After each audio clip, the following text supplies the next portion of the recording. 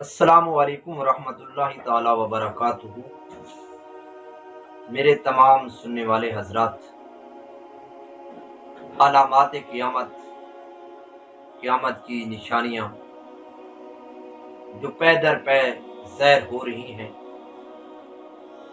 اور بہت ساری ظاہر ہو بھی چکی ہیں،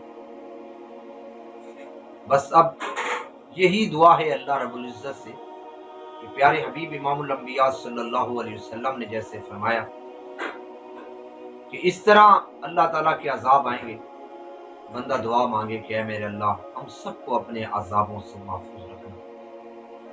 تو آئیے قیامت کی علامات کی بہت ساری احادیث کا خلاصہ میں آپ لوگوں کو بیان کر دیتا ہوں کہ جب یہ چیزیں ظاہر ہوں گی تو اس وقت اللہ پاک کے عذاب آئیں گے، اور بندہ دعا مانگے کہ اے میرے اللہ ہم سب کو ان نشانیوں میں سے دور رکھنا، اور میرے اللہ ہم سب کو اپنے عذابوں سے محفوظ رکھنا۔ تو بہت ساری احادیثوں کا خلاصہ جو ہے نا آپ لوگوں کے سامنے بیان کرنے لگا ہوں، ذرا اس کو توجہ سے سن لو کہ کیا کیا قیامت کی علامت ظاہر ہوں گی اور ظاہر ہو چکی ہیں۔ فرمایا قیامت کے قریب لونڈیوں کی اولاد زیادہ ہوگی۔ اس کا مقصد یہ ہے کہ یعنی شریف عورتیں زیادہ بچے جننا معیوب سمجھنے لگیں گی۔ اب دیکھ لو کیا یہ بات ہے کہ نہیں، یہی بات آپ معاشرے کے اندر موجود ہے۔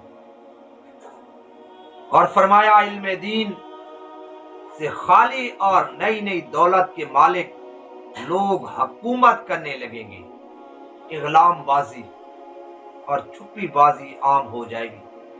اللہ پاک ایسی بیماری سے ہر بندے کو محفوظ رکھے، یعنی لڑکوں کا لڑکوں کے ساتھ بدفعلی کرنا۔ اب یہ عام گناہ ہے جو پھیل چکا ہے اس معاشرے کے اندر۔ فرمایا مسجدوں میں کھیل کود ہوگا، جیسا کہ آج کل مسجدیں کے کھیل کود کے اعلان جو ہے نا بڑے بے دھڑک سے لوگ کرتے ہیں، اور مسجدوں میں کھیل کود، اس سے زیادہ کیا ہوگا کہ گانے بجانے جو ہے نا اچانک نمازی کے جیب میں موبائل ہوتا ہے اور چلنے لگ جاتے ہیں۔ فرمایا ملتے وقت سلام کی جگہ گالی گلوچ ہوگا، جیسے آج لوگ کرتے ہیں، سلام کرنے کے بجائے اس کو معیوب سمجھتے ہیں۔ فرمایا شریعت کے علوم کا حصول و اشاعت کم ہوگا، اور ہو چکا ہے۔ فرمایا جھوٹ کو ایک فن کی حیثیت حاصل ہوگی۔ تو اب بندوں کو دیکھ لو، جس سے پوچھے وہ کہتا ہے بھائی جھوٹ کے بغیر تو کاروبار ہی نہیں ہو سکتا، جھوٹ کے بغیر تو کام چل ہی نہیں سکتا۔ آپ صلی اللہ علیہ وسلم نے فرمایا یاد رکھو جھوٹ گناہ ہے، اور گناہ انسان کو جہنم کی طرف لے جاتا ہے۔ فرمایا دلوں سے امانت اور دیانت اٹھ جائے گی۔